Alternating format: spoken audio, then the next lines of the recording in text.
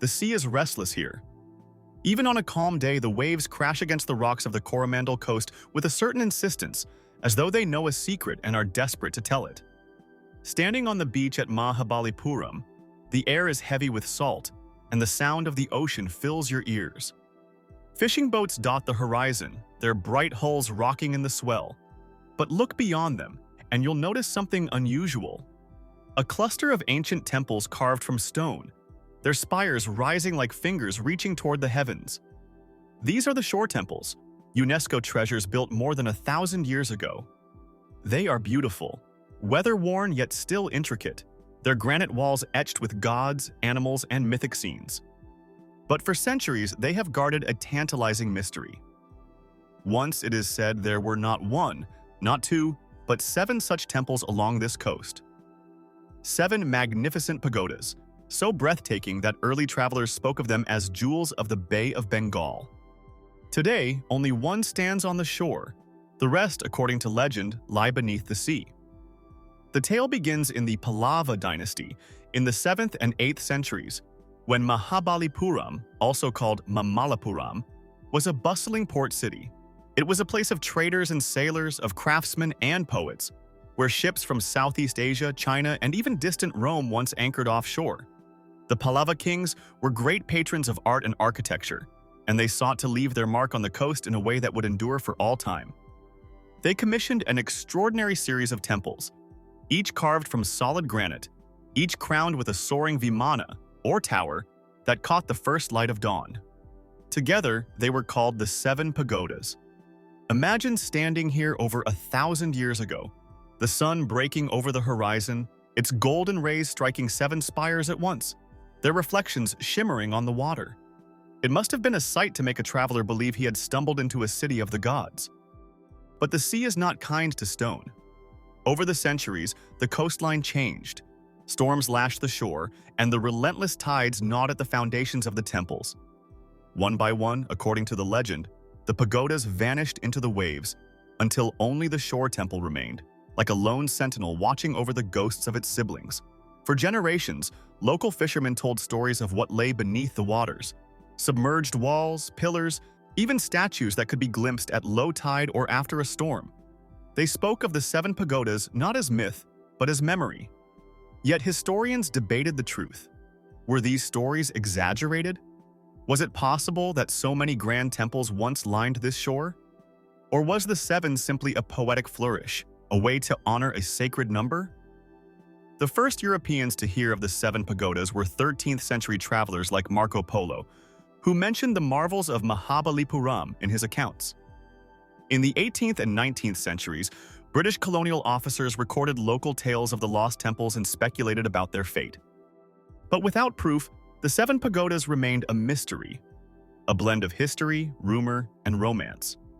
Then came the tsunami of December 26, 2004. In a matter of minutes, the sea retreated far from the shore, exposing stretches of seabed that had not seen sunlight in centuries. Onlookers were astonished. There, beneath the waves, stood the outlines of ancient walls, stone steps, and carvings, glistening in the sun. Some swore they saw the tops of pillars rising from the sand. It was as if the ocean had briefly given back what it had stolen.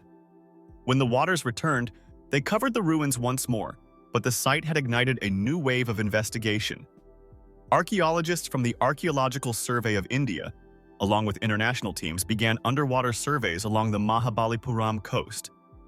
Divers found granite blocks, carved fragments, and what appeared to be the remains of large structures lying just offshore.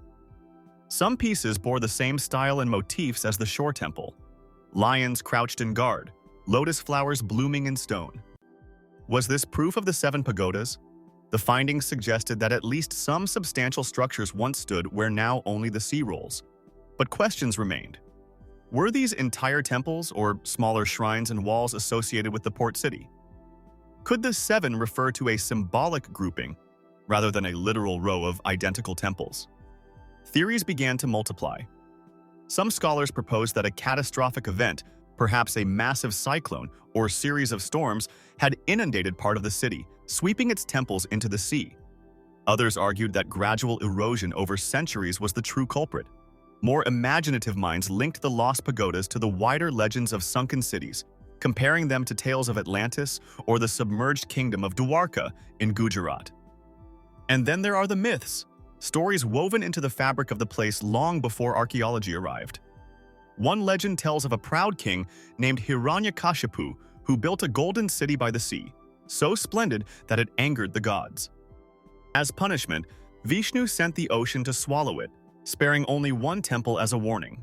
In another tale, the temples were built to honor the Pandava brothers of the Mahabharata, each pagoda dedicated to one of the 5 brothers and 2 to their shared adventures. Walking along the beach at Mahabalipuram today, you can feel the weight of these stories in the air. The shore temple itself is remarkable, its twin towers rising from a rectangular platform, one facing east toward the sunrise, the other west toward the setting sun.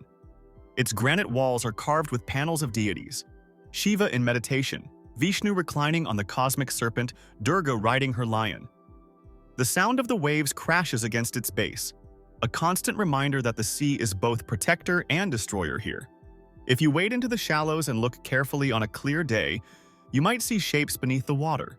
Boulders too square to be natural, lines that suggest walls rather than random stone. Fishermen still speak of them, pointing to spots where their nets snag on something unseen. They speak with respect, even reverence, as though the sea guards these remnants for a reason. One diver described the experience of exploring the underwater site, swimming between toppled stone blocks, running his fingers over carvings softened by centuries of current, feeling the pull of the tide as if the ocean were reluctant to let him linger. "It's like walking into a dream," he said. "You can see just enough to know something great was here, but never enough to see it whole." Perhaps that is the heart of the Seven Pagodas' mystery. They live in the space between history and legend, between what we can measure and what we can only imagine.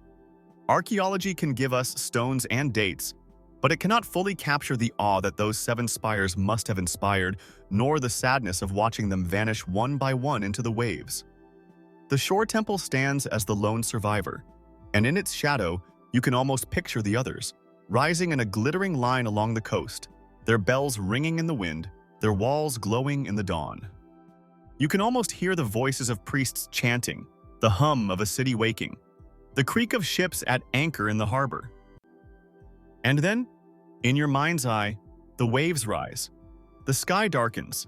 The sea surges forward and the line of temples begins to fade, until only one remains. The sentinel we see today. The question that lingers is not just, were there really 7? But why do we care so deeply? Perhaps because the 7 pagodas speak to something universal.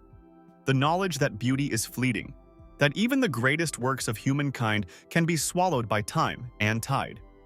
Yet their memory endures, carried in stone, in story, and in the restless whisper of the sea. Thank you for joining me on this journey along the shores of Mahabalipuram. I wonder, if you could dive beneath the waves and see the lost temples for yourself, would you want them raised back into the sunlight, or left where they are, resting in the deep as part of the ocean's mystery?